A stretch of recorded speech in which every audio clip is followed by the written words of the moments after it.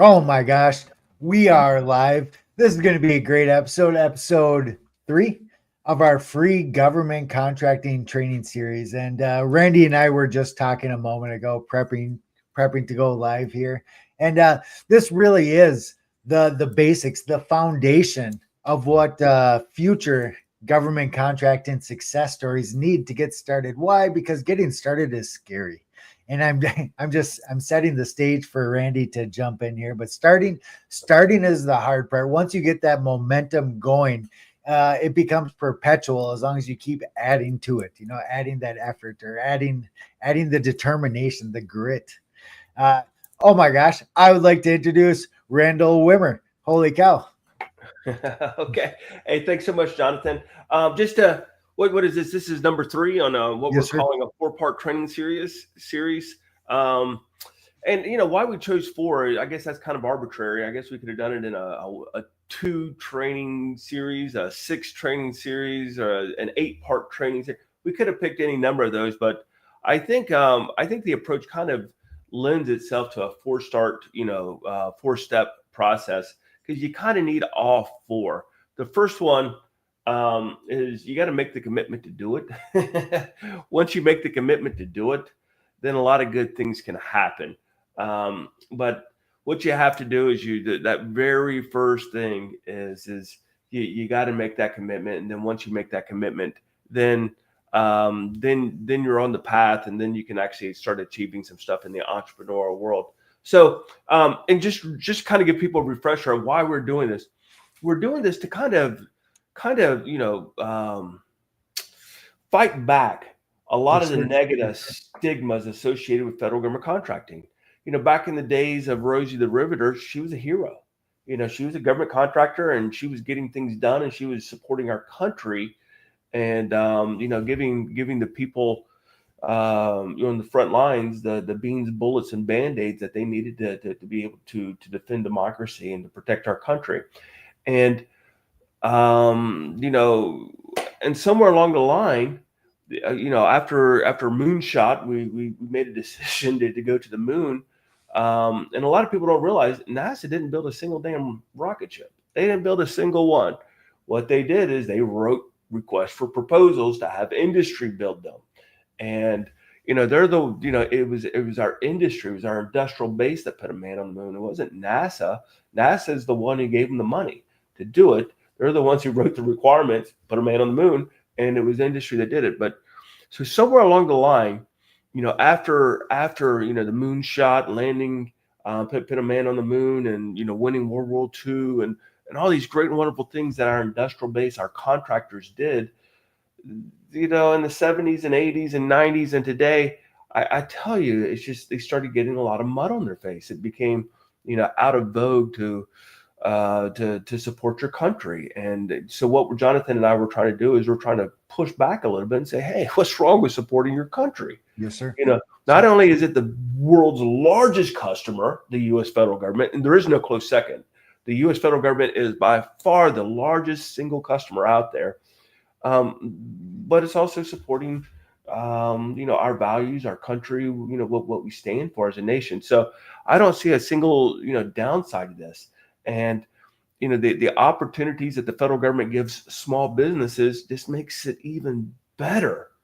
It is the absolute best market space for first-time entrepreneurs, They without a want doubt. you to win. They want you to They win. yeah, they need you to win. Yes, sir. And this we're talking about decimal dust. We're talking about $1 trillion budgets, and what you need as a small business owner to become wealthy. That's decimal dust. It really is. That's what they call it. They a $50 million award, a $15 million award, whatever it is that you feel like you need in order to become a multimillionaire. That is so far into the decimals, it's not even funny. That's an afterthought to them, but yet it's a game changer for you and your family. That's what my very first prime contract award was. It was a $15 million prime contract. I managed that thing to over a third profit margin and netted over $5 million off my first prime contract award. And to the government, it was decimal dust.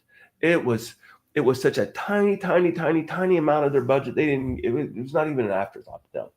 And because of that, and because of the small business set aside program and all that kind of stuff, I was one of 7 bidders on a contract that would ultimately make me a multi-millionaire.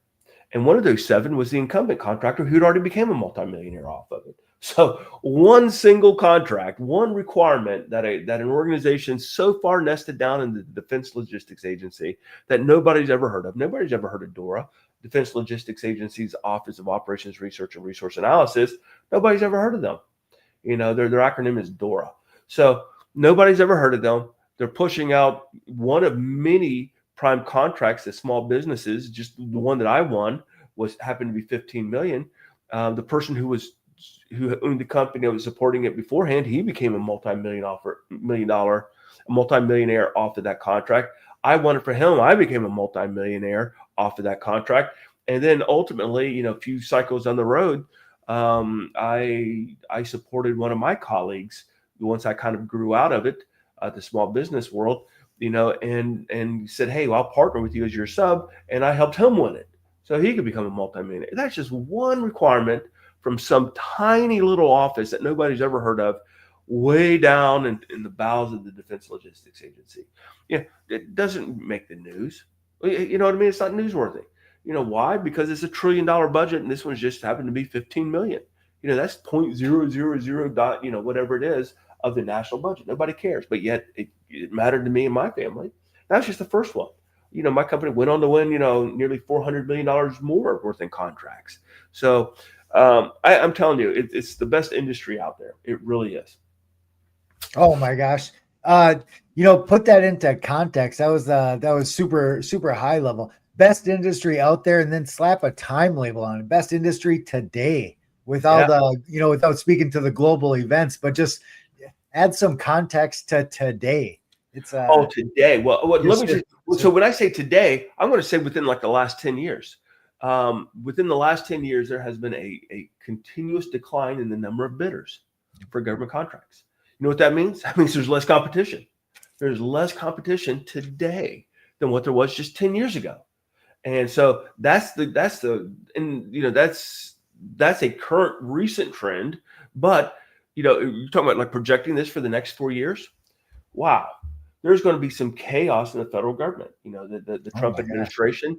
They have both sides of Congress, both the Senate and the House. There's going to be some significant change, and change always is positive when you're a small business on the outside looking in. If you're the incumbent, if you're the person who has all these contracts, you hate change. You say, like, no, we don't want to change anything. We want things to be just the way they were because we're sitting on top of all these contracts. But if they start, adjusting some of these contracts and consolidating them and eliminating some, or having budget cuts, because right now they're paying General Dynamics IT, $50 million to do this, and they just took a budget cut of 20% to $40 million. That all favors small businesses. Why?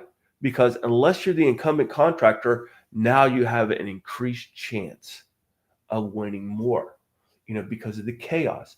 Right now, if you're the incumbent, you have a 70% re-award rate. That means if you've got the contract and you're doing it, you know more than everybody else about that contract. So it kind of makes sense.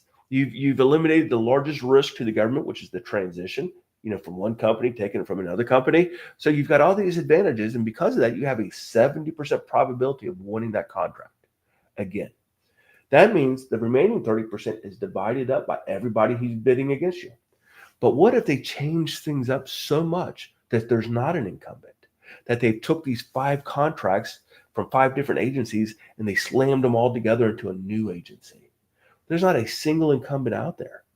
So now, instead of the bid field sharing 30% probability of win, they've got the full 100%. So now everybody has, realistically 3 times greater chance of winning because there is no incumbent. That's the first reason why it's projected to be even a better marketplace for small businesses. The second reason is that when you have a budget cut and yet you still have the same mission requirements, you as the government, you have an option. You can say, well, I can either go with my same large business vendor and get 20% less of the mission covered, or I can assume a little bit of risk and make this a small business set aside because they can do it cheaper for 20% less, and I get the full mission covered. Now, they're going to, 9 times out of 10, they're going to always choose to go with we'll assume more risk and have the full mission covered by a small business. So budget cuts tend to favor small businesses because it's moving things from more expensive big businesses to less expensive smaller businesses, and that's always a positive. So for those reasons, now, today, and in the foreseeable future, it'll never be a better time to be in federal government contracting as a small business. And they have really emphasized meeting their small business set aside goals. They have tremendously improved doing that, but yet there's still billions upon billions upon billions of dollars in small business earmarks that are left on the table. Why? Because small businesses, they cluster all together and they fish off the same pier. And in some market spaces in the federal government, you're one of 52 bidders. And then in others, they can't find enough. And they leave the money literally sitting there on the table and say, well, we got no small businesses to give this to. So most small businesses fail because they choose the wrong markets. Choose the markets where you have the least amount of competition. It's one of those foundational things, but that most small businesses that fail get it wrong. They're trying to fish off the same pier as everybody else, and that's tough to do. You can't do that. So what we do is we talk about how to find those fishing holes where there's just nobody fishing there. Why? Because it's difficult to get to. It's difficult to get your line in the water. But I tell you what, if you're sitting there on a pier with 200 of your closest friends, fishing for the same damn fish, and then you look across the waterway and there's a whole bunch of trees and there's this tiny little path that you can barely see. And you see that one person struggling to get down to the water. I guarantee you, he has a higher probability of catching a fish than you do, fishing on that very easy, convenient pier. His fishing line may not be in the water as frequently as yours, but when it is, his is the only hook and the only worm out there, for all the fishes. And, that's a very common mistake. And that's one of the things that we're covering in this training program is how to dig up and identify those market spaces that align best with supply and demand. Oh my gosh, there's a cheesy affirmation that aligns with your point you're making right now. Choose your pain, the pain of struggle now or the pain of regret later. Like any way you go about it, take the path or. Oh yeah, I totally agree with that, and you can elevate that up to the philosophical level too about whether or not you should decide to launch your business or not. I know a lot of people who dreamt about launching a small business, and they don't do it. No, I'm not ready. I don't know enough, and these are people who are living with regrets. I don't know of anybody, and I don't know too many of these folks to begin with, but I don't know anybody who has tried and failed and said, man, I really regret that. You know what I mean? If you try, you at least tried. You know what I mean? You did it. And you can feel good about that. What you don't want to be is what, frankly, Teddy Roosevelt called those cold, timid souls who never tried. And, you want to step into the arena because, whether you stand or fall, man, you're just one of the handful of people in the world who's brave enough, courageous enough, and who's willing to experience the thrill of standing in the arena. Again, whether you win or lose, it's the fact that you're down there doing it. That's the real high point. What's for me, I've made a few bucks and it's changed my family's life and things like that. But the biggest part about becoming an entrepreneur or trying it was just the ride, the rush of it, Jonathan. Yes, I tell you what, it is the most powerful rush you can ever have. And it is something that I miss to this very day. Is standing in front of my company, walking into my corporate office, signing my name to a contract and know my signature means something. I just committed 350 employees to the successful completion of this contract, this mission for my government, my country. And that's a pretty powerful feeling when your signature means that. Now my signature means a little bit less, Holy cow! You and I, we've never formalized like a mission statement here. We've kind of made it up as we go, but I believe the essence of what you just described would be our mission statement: the fear of regret. Yeah. That way we could probably distill that down into a one-liner here, but it is a big deal, and that's why we're doing this. We're helping people take that leap, that first one. Peter Yeah. Thiel, 0 to 1. 0 to 1. that And logic. see, that's another thing too. That people get really frustrated because success doesn't happen overnight. Yes, sir. And they say, well, it didn't happen. I guess I'm no good at this thing. That's not how it works in the federal government contracting industry. There's a difference in quote unquote side gigs. Some side gigs are exist to make you $40 a week in extra spending money. That's fine and dandy. That's a type of business. You can say, hey, I have a side gig. I have a side gig that makes me 40, 50, $100 a week, on the side. That's not what federal government contracting should be.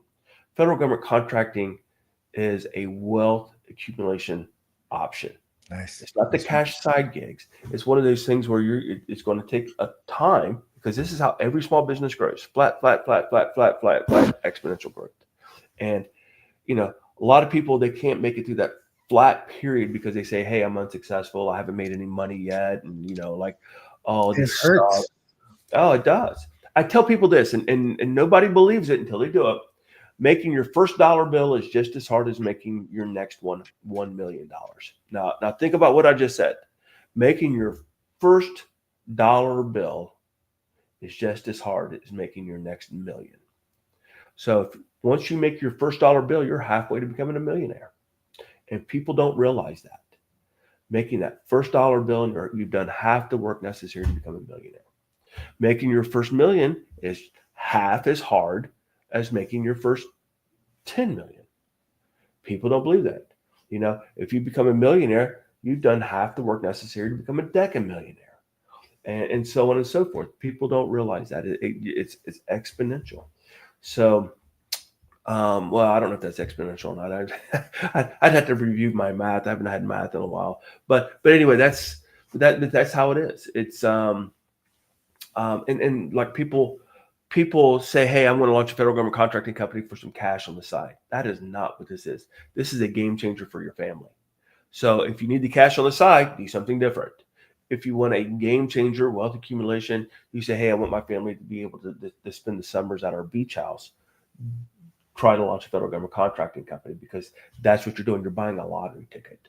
And that lottery ticket, you have 1 in 6, 1 in 7, 1 in 5, odds of becoming a multimillionaire. Every single time you bid on a large prime contract, you have those type of odds of becoming a multimillionaire. That's the best lottery game going. Right now you go buy a lottery ticket at 7-Eleven, you've got 1 in 50 million of becoming a millionaire. In federal government contracting, go through this flat part and get to the point where you can buy a lottery ticket and have 1 in 7 odds. That's the game that I literally played. Now, hey, I lost the previous one, and I probably had about 1 in 6 odds. And my previous loss, I bid before then another large one, and I probably had maybe a 1 in 9 or 1 in 10, odds and winning that one. But the third game I played, I ended up winning. So, and then once I figured out the game and I started bidding on only large opportunities, and I got some corporate credentials underneath my belt, all this kind of stuff. Man, I love my lottery game odds, and that's how I was able to win nearly $400 million in 3 years. Is because I was playing a lottery game that had just phenomenal odds, but I had to survive that flat part. I had to get that first dollar bill. That was the hardest one. Once I got that first dollar bill, boom, then it started to take off. Because then I had a past performance. I learned enough getting that $1 bill in order to learn how to write a proposal effectively. And then I got really good. Once I made my first million, then I started investing in scalable infrastructure, corporate credentials that really took us over the top. And then I had some corporate infrastructure, and I played the 1 in 5, 1 in 7, 1 in 8, 1 in 10, odds every single time I swung the bat. Oh my gosh, there's a couple different perspectives to take on what you just said. The first is the statistical odds, and you spoke to that portion. And then the other side, well, I think you spoke to this too, but the other side is just the learning curve. You know, a few of those strikeouts, you were learning how to swing a bat. Like it's I picture it as a battle of attrition. If you can stay standing long enough, you're going to win. That's it. It's a numbers game. Federal government contracting, you can turn it to a level of effort numbers game. If you put the necessary level of effort in there to get enough numbers, then you're going to have success. Now, the strategies are counterintuitive. Everybody thinks it's so much easier to win small contracts. Well, let me tell you a difference between Good call. My small contract bids and my large contract. I'm a service disabled veteran, and so I launched a service disabled veteran owned small business. And the VA, they were launching this. The Veterans Administration, they were launching this. This contract, and it was going to be a service disabled veteran owned small business set aside. And I thought, like, hey, I'm a service disabled veteran owned small business, and the VA, they really hook up their veteran owned businesses. I'm going to bid on that one. Well, I bid on it just like 51 of my closest buddies did. There was so I had a 1 in 52 chance of winning this tiny little 6-7 person contract. And it's like, what happened? You know what I mean? I have a 2% chance, less than a 2% chance of winning. And whenever you have 52 bidders, they're going to give it to the company that bid so low that they're actually paying the government for the privilege of supporting them. And that may not necessarily be a bad business, decision, because it gets some, market penetration, gets some, past performance and so on. But the bottom line is you'll never make a dollar bill when you have a bid field of 52, and that's what every small business in the world thinks, like, hey, I can handle a 5-person contract, and you got people coming out of the woodwork in order to bid on a 5, 7, 6, 3, 4-person contract. Now, if you're bidding on a 50-person contract, small business owners, they're really good at down selecting themselves and say, oh, no, that's not me. I don't know. Never done that before. Never did that before. And so now all of a sudden, these 52 bidders, boom, you're down to 5, 5 people. You say, like, oh, I'm willing to step up to that. And the reason why most aren't willing to step up is because they don't know how the game is really played. They never really think it through. And I get this question all the time. You say, well, Randy, you talk about this one contract that you won supporting DLA's Office of Operations Research and Resource Analysis, and it had about 30 employees, and it was worth $15 million. And how did you do it? Like you say you know nothing about the Defense Logistics Agency. How did you know what to do or how to do it, and how did you write your proposal and all this kind of stuff? Well, once I won this, because I thought this thing through. I knew that if I won it, that there would be 30 employees that previously worked for the incumbent that knew exactly what needs to be done on this contract because they've been doing it for the last 5 years. And the customer loved them because if there was any bad apples, they had already been, chucked out long before, this recompete. So there's 30 people that the government really liked and that really knew what the hell was going on. And now they were going to be out of a job, but they really loved what they were doing. They really loved where they were working, and they really loved the customer. So those 30 people came to me and said, hey, we'd really like to have our job back, and we don't mind working for you. We don't care who signs our paycheck. We want to continue supporting the mission that we all know and love, supporting the customer. And I said, hell yeah, I'll hire you and pay you the same amount that you were making, from with your last employer, and you just continue on doing what you've been doing. And that's how easy my transition was. So what I did is after I won that contract, I asked permission from the government to say, hey, we're having a hiring event where we'd like to capture. I'm assuming you would love to capture as many of the incumbents as possible. And they say, oh yeah, hell yeah. We definitely want you to keep, I said, do you mind if I send out an email to their work email addresses so I can meet with them so they can schedule times to meet with my team. My team was just me and a friend who helped me out, before work, during lunch, after work, and in the evenings for these 3 days, at the local hotel that's literally right down the street from the front gate of the base. And they said, oh my God, that's a great idea, Randy. Absolutely. Email these people at work. So I emailed these people and they had a schedule. And they signed up this, on the schedule to meet with us. And they showed up, at this hotel lobby. And I'd say, hey, I'll be in the first table to the right. If you see me talking with somebody, please be patient. And as soon as we're finished, I'll raise my hand. You can come on over. And that's what happened. So we rebadged the entire team. And to this very day, I'm not even sure I can spell logistics. But yeah, my company did a shitload of logistics work, and because rebadging incumbents is about 90% of the transition.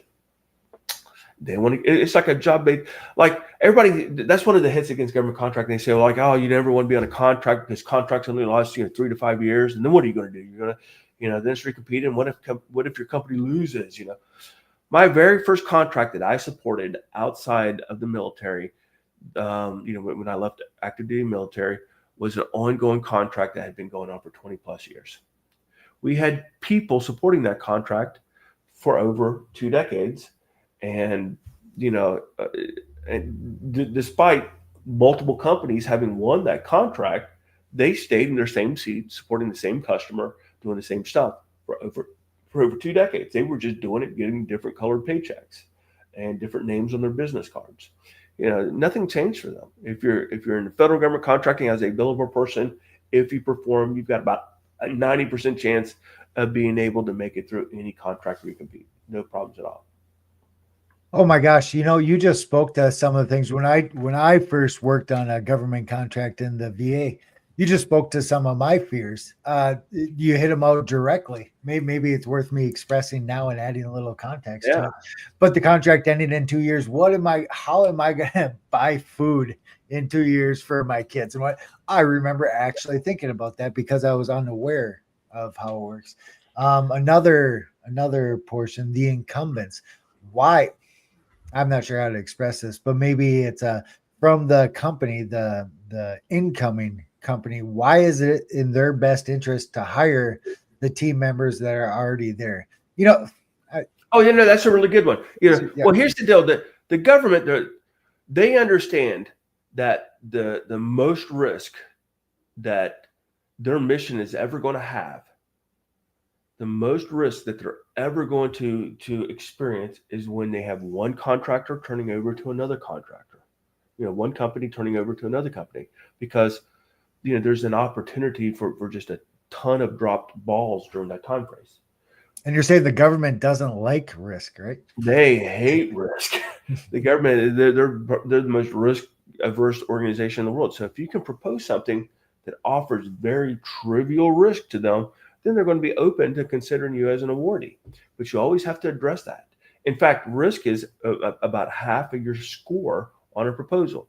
Nobody ever says that. They say, well, that's a cybersecurity bid, and I'm really good at cybersecurity, so I'm going to bid on it. They never consider that your cybersecurity solution is worth about that much, and risk is worth more than that.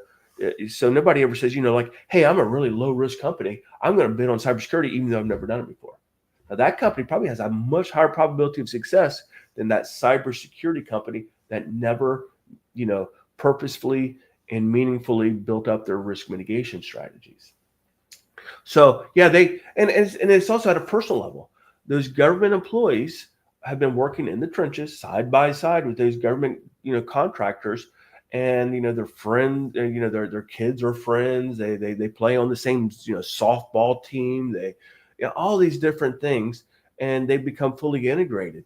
In many regards, it truly is a government contractor team. They see these people as not only their colleagues and coworkers, but also their friends, and they want to see their friends taken care of, and they don't want to have to learn somebody new.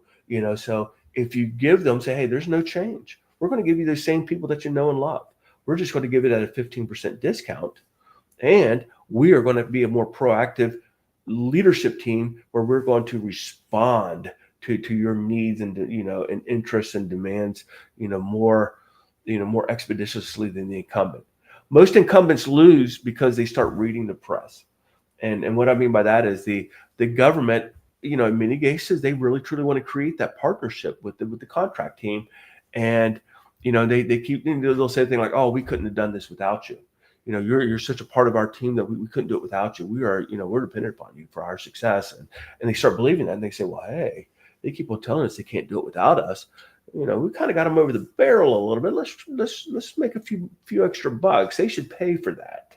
And so what they'll do is they'll start increasing their pricing. And I call that incumbent-itis, where they start believing all the great and wonderful pros that that their customers telling about them. And it could be all true.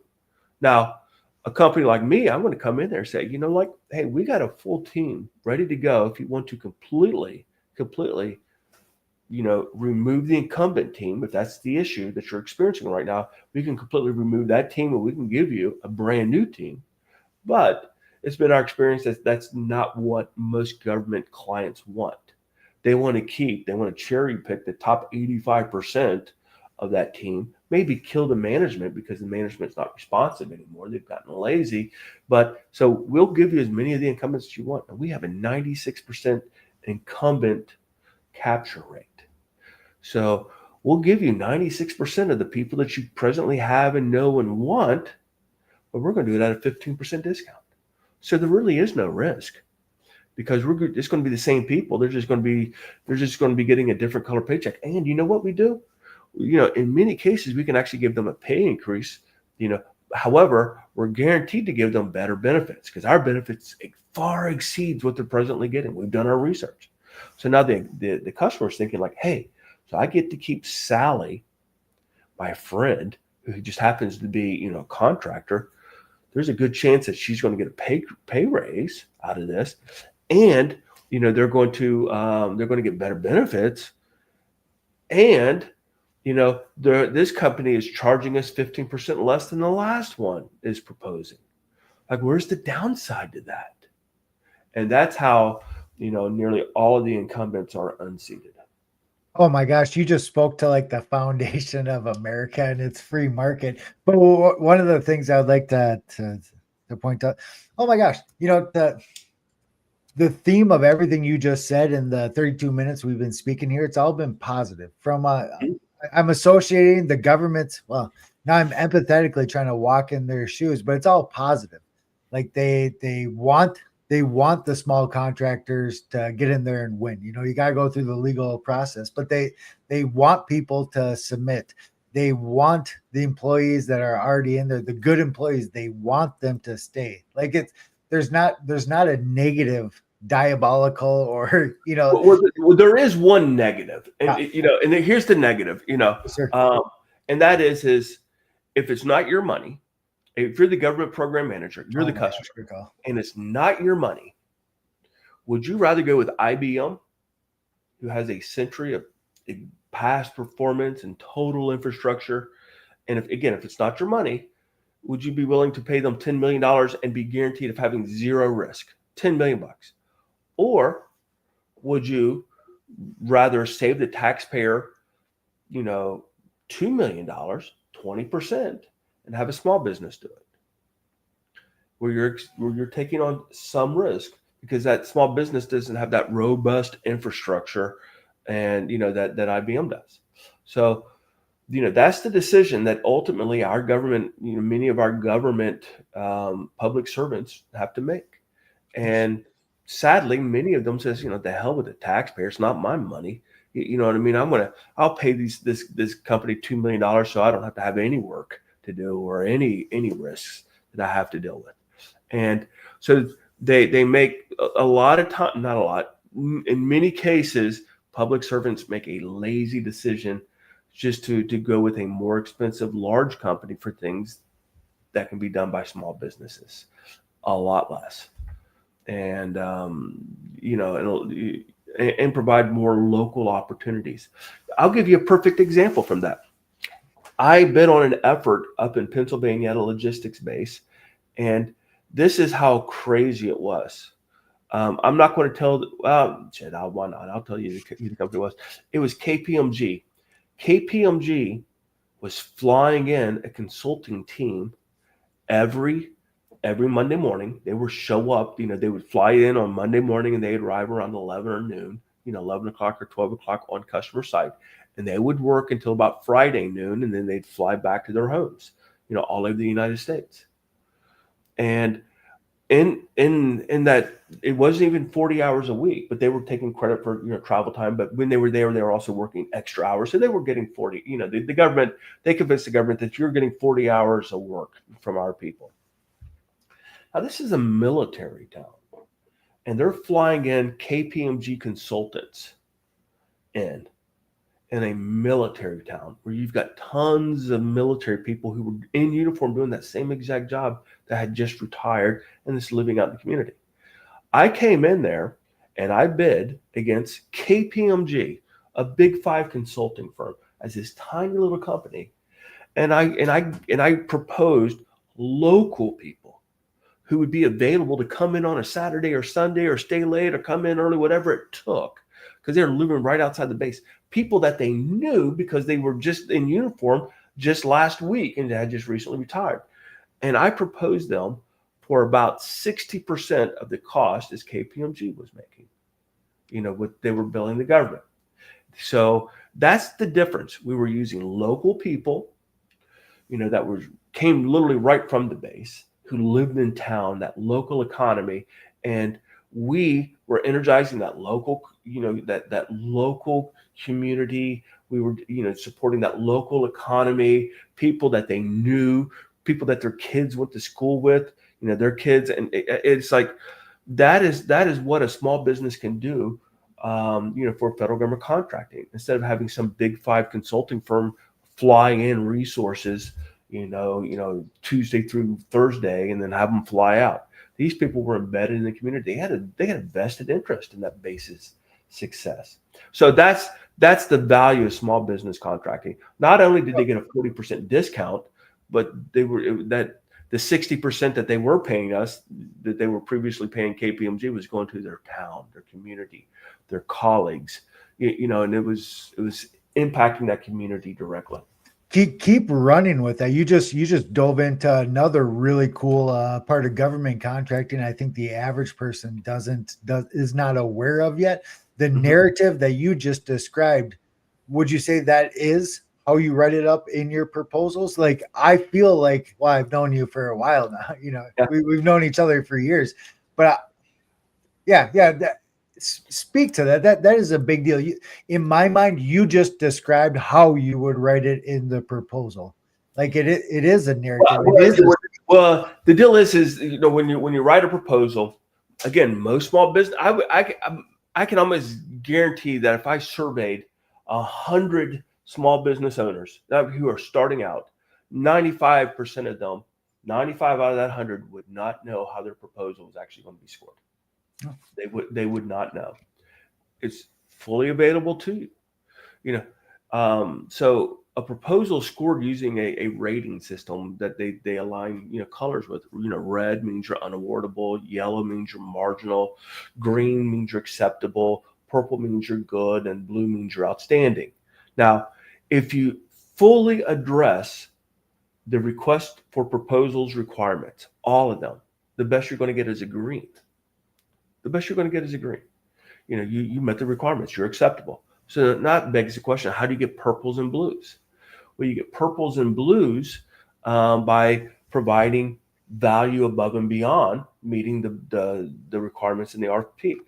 You get an evaluated strength by providing something that wasn't specifically asked for, that you're providing the government above and beyond the requirements of the RFP that adds value to them.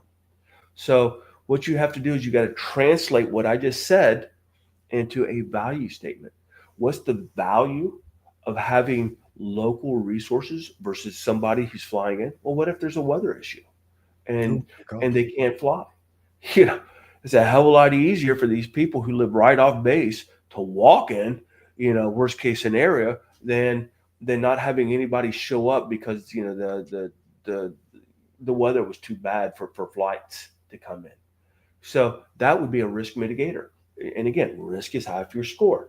So these ratings are technical / risk ratings, where risk is half of your rating score. So you've eliminated that risk by saying we're there whether it's bad weather or not. Why? Because we can walk. Our people can walk in. They're not dependent upon flying literally half the country. Over half the country to get there. So that would be a risk. That would be a strength, an evaluated strength, because our local resources, our local labor pool that we're going to be using is going to mitigate that risk.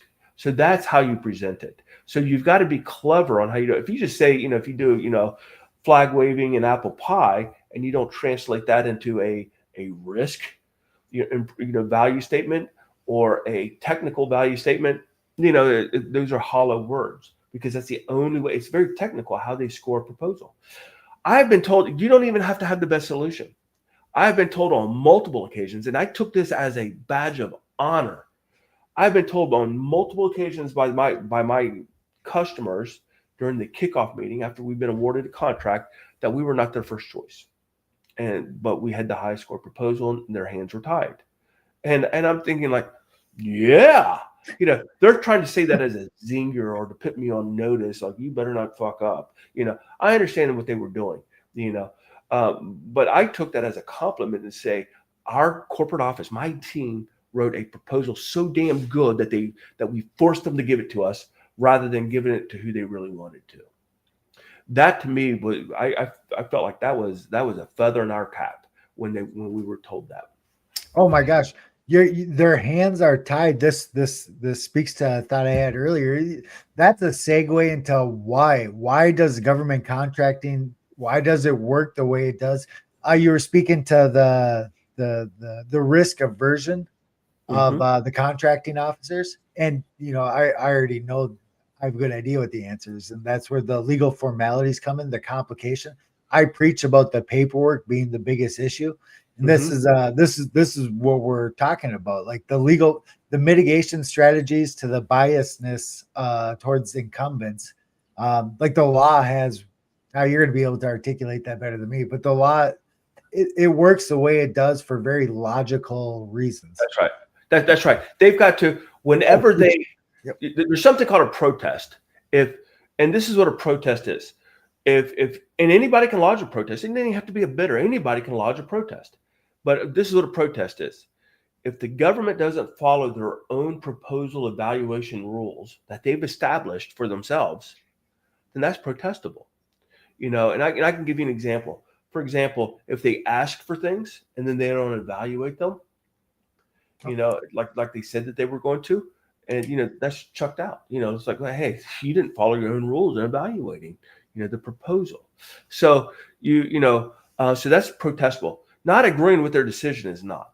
That's not protestable. You've got to say you did not follow your own processes and procedures, and so they're scared not to do that, because when it's protested, they get a little bit of egg on their face. It's like, hey, you can't even follow your own damn rules. So they're always leery that they're going to be protested, that their award decision, that their process that they use in order to make that award decision is going to be under scrutiny by the Government Accountability Office. Nobody wants that shit. Trust me when I say that. Nobody wants that. So they're going to go through there and they're going to very rigidly follow their process. And now, if you know what that process is and you can game it, you're going to win a lot of money. A lot of money. Because like I said before, 95% of small business owners, they don't know what the process is. It's just like, I'll give you an example. I use this all the time with my kids. It's just like, if your homework is going to represent 40% of your grade, do your damn homework. Do it. You know what I mean? It's 40%. You can't make an A or B or even a passing grade unless you do. But if you don't read the syllabus, you can say, hey, I don't need to do the homework. I understand it. Well, that's fine and dandy. That means that you're going to make you may max out the 60% of tests and quizzes, but you're going to miss out on the 40% of your grade that was for your homework. So if you look at the syllabus and you know how the professor is weighting, each one of those assignments, then you're going to make better decisions. A lot of it may be like, hey, are you telling me that these 40 homework assignments are only going to be worth 0.5% of my grade? Hell, I'm not going to waste my time doing that. I'll settle for that 99.5% grade rather than the 100%. So understanding the syllabus and how your professor is going to grade and weight each one of your assignments, boy, that really focuses on how you do your work that semester. Same way with writing a proposal. If you know how it's going to be graded, then what you can do is you can game it. And one of the easiest ways to game it is to take that that risk rating, that because it's a technical / risk rating. The government, they have a choice. They can either combine it into a combined technical / risk rating, or they can separate them, and you can have a technical rating where you get a red, yellow, green, purple, blue, and a risk rating, which you get red, yellow, green, purple, blue. Or they can combine it into into a composite one where they only give you one score, but they're looking at both. You can maximize half of your rating by getting a corporate credential. ISO certification proves, and this is how you would word it in your proposal. You would say, our ISO 9001 certified quality management system and management practices have been audited by an accredited third party and found fully compliant with the globally accepted, industry best practices for management systems. So the management part of your proposal, you've got a check in the block for that, because you've got the globally accepted credentialing, entity saying that you're doing it better than 99% of everybody else, because only 1% of U.S. companies possess any ISO credentials, less than 1%. So if you have one, you've just placed yourself in the top 1% with respect to corporate maturity, addressing risk management issues, addressing customer satisfaction issues, addressing communication issues. Now the deal is you got to connect the dots to show value. Now, if you show that, being ISO certified, statistically reduces 15% rework, and you quote that and you cite the source, now the government is going to say, whoa, because, Randall Wimmer's companies has ISO certification, that means that we're going to have 15% less deliverable nonconformance. That's value. 15% less, non-conforming end of month reports. Wow, that's going to save us a lot of time and effort, with the resubmissions. And that's how and that's how you do it. So there's easy ways to game it if you know how it's going to be scored. And again, you can very easily crush that that risk piece of it by getting ISO credentials. That's why I launched the ISO certification group as part of GCA campus, is because you can teach people how to do it, but we wanted to go one step further and give them the resources by helping them get those ISO credentials so they could literally just knock it out of the park on the risk rating aspect of their proposals. Oh my gosh, the conversation just naturally flowed this direction. A couple of ISO thoughts. First, it's a global standard, and you just, I believe you said 1% of U.S. companies. This is a global standard, as in our government understands that everybody else is doing this, but not us, or 99%. Well, I will say this. ISO is actually a bigger deal outside the United States than what it is in the United States. So we're actually lagging the rest of the world when it comes to, quality management systems, and credentials and things. It's just like after World War II, Japan, they implemented quality practices, Deming, before the United States did, and their products, Honda and Toyota, they took off like crazy because they were building a better product than what General Motors, Chrysler, and Ford was doing there for a couple decades. And that had kind of gave the market to the Japanese automakers. Same way with Mercedes-Benz, they adopted quality much more thoroughly than what we did in Detroit there for a few decades. So it's a bigger deal there. Now the United States is rapidly growing in popularity because we have to compete. And then the federal government, they realize that. Now the deal is the government, they always have to hang their hat on something. Yes, sir. And I'll give you an example. You can say, my company is really, really, really, really, really, really, really good at doing this. And, the government's going to read it as blah, blah, blah, blah, blah, blah, blah, blah, blah, blah, blah, blah. Why? Because it's easy to say really, really, really, really, really good. How are they going to compare that to another company says that, but we are really, really, really extremely, extremely, extremely, really good. Well, wow, who's better? Well, so the government, those are all empty words. And I'll go as far as to say this: unless you can provide a proof point, save the real estate on your page. Don't waste all that word count that you're limited to on a proposal. Don't waste it on stuff that you can't validate, because the government, they're going to skim proof point. Oh, holy shit, that shit was real. So if you can say that you can back it up with a proof point, you could say, hey, we provide a better product and we're ISO 9001 certified, being, one of the 1% of US companies that have this prestigious, globally accepted credential. That's a proof point. Wow, check the block. Every single thing that you just said was validated because you could prove that you are. Without having a proof point, and this is what I tell people, this is why I got into ISO certification. When you're starting out as a small business, there's two ways that you can prove something.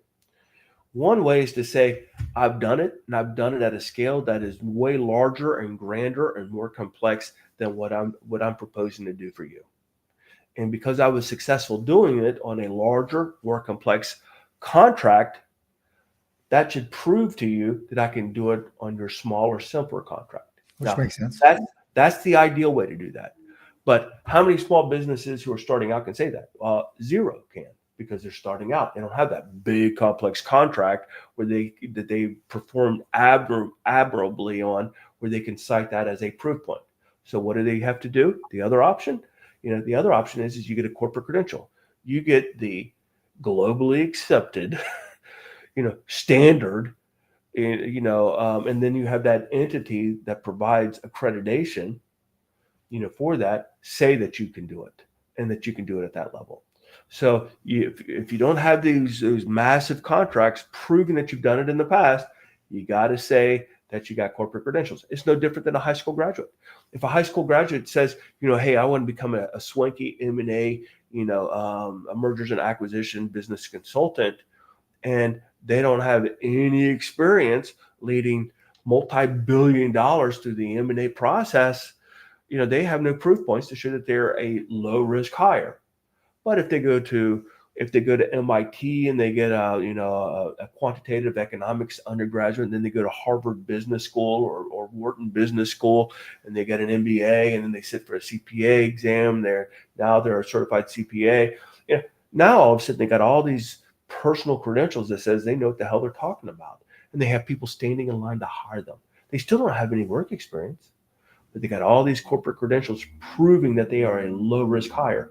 And it's the same way. We just get away from it. We don't extrapolate what many of us went through, when we graduated high school to our small businesses. If you graduate high school and you don't have experience, you got to get some sort of credentials, certification, degrees, journeyman, apprenticeships, whatever it is, in order to show that you can do it. Oh my gosh, Randy, we are in our last 7 minutes here. And I'm thinking on the flight, the ISO certifications, one of the big values that I got that my company achieved, it's an SOP. It's an SOP on how to be successful in business. It's business structure. Like, I didn't have to reinvent the wheel. That might be worth highlighting a little bit here, because it does speak from 0 to 1. It's something you can buy. You can buy that, knowing what to do. Yeah. Well, this is why I got ISO for my first company. Like I said, I just won this very large $15 million. Well, everything's relative. Now I look back at it and I'm thinking, it wasn't that big. Because I went on to win, $96 million bids, and so, but $15 million was overwhelming me. A $15 million prime contract was crushing my startup company, and the reason why, and I'm going to give you some trivial stuff. I had a company, as soon as I just launched the company, somebody just shot me an email and said, hey, Randy, I have a cousin who's getting married in a month. I'd like to take a week off, but I won't have enough accrued vacation time by then. What's your policy? Here, let me get back to you on that, because I didn't have policy. You know what I mean? I didn't have a way of doing things. Another person is like, I am overwhelmed with, managing my financials and all this kind of stuff. So I'm going to hire somebody to do that. And they're going to say, well, what system do you use? What are your protocols? What are your processes for closing the books? Let me get back to you. I didn't have any of that infrastructure. And when I say infrastructure, most people think they're talking about brick and mortar stuff, like, oh, do you have an office space? Do you have internet? Yeah, that's infrastructure. But the real infrastructure for a startup is how you do business. Yes, sir. I always ask, in Government Contracting Academy, I always ask this question: what makes a company a company? And I get a ton of really good answers. Like, oh, it's when you have a customer. Yeah, that's one interpretation. Another one is when you start generating revenue. That's another one. But you don't have a company until you can define how that company does business. Because you don't need revenue, you don't need a customer. You're still a company, but you better know how. You better have the way you do business defined. Otherwise, you're a gaggle.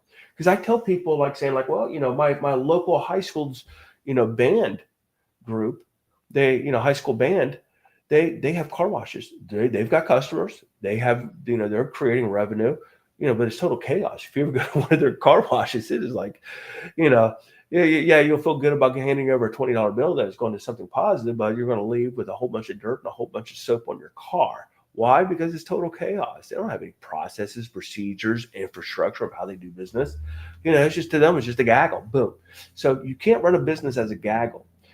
Like I said, I couldn't even run it as a $15 million, contract. So I researched how to mature my company in the fastest way, and everything pointed to say, using and following and implementing the ISO framework is the most expeditious and the most effective way to mature your company to operate as a company.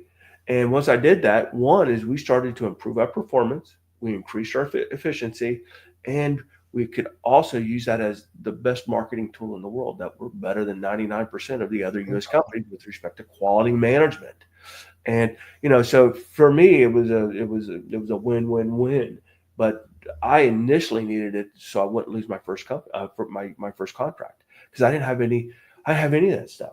So what we do in Government Contracting Academy through the ISO certification group is we give companies all of the processes and procedures and manuals and policies and guidelines, that are 100% applicable for a small business and the federal government contracting industry. Huge deal. They work for all my companies, these processes and procedures. If they don't work for you, then change them a little bit. There's mechanisms within ISO. It's a continuous improvement mechanism that's embedded in it that helps you improve your policies and processes and templates in order to make them better. So, like I said, I felt disingenuous by teaching people how to be effective in the government contracting market space without also giving them the tools in order to do that. And the biggest tool by far is getting, that ISO framework implemented for your company. So you start operating as a company, because that is a big step. Everybody always asks me, they feel overwhelmed. They say, Randy, I'm just a one-person.